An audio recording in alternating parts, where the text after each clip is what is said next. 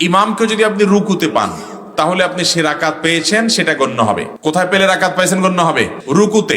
আল্লাহু আকবার বলে ইমামকে রুকুতে পাইছেন, আপনি আল্লাহু আকবার রুকুতে গেছেন, ইমাম উঠে গেছে, আপনি গেছেন, তারপর ইমাম উঠে গেছে, তারপর আপনি রাকাত পেয়ে গেছেন।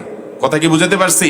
অতএব রুকুতে পাওয়া পর্যন্ত রাকাত পেয়ে গেছেন, কিন্তু আপনি রুকুতে যাবেন এতক্ষণ ইমাম সাহেব সামিউল আলহামদুলিল্লাহ দাঁড়াই গেছেন, তাহলে আপনার রাকাত গণ্য হয় নাই।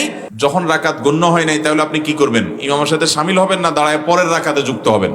শামিল হলে লাভ কি? রাকাত তো এটা গণ্য হবে না। সেজদা গিয়ে আপনি তাসবিহ পাঠ করবেন, সব হবে না নাই? অনেক লোক আছে দেখবেন যে দৌড়ায় আসছে ট্রেন ধরার জন্য, আয়সা দেখে ট্রেন ছেড়ে দিছি, মানে ইমাম সাহেব রুকু থেকে উঠে গেছে, এরপর দাঁড়ায় থাকে, আফসোস করে রাকাতটা মিস হয়ে গেল। দাঁড়ায় থাকে, ইমাম সাহেব সেজদা দুইটা দিয়ে পরের রাকাতে দাঁড়ানোর পরে যায় ইমাম সাহেব যোগ দেয়। দেখছেন না এরকম লোক?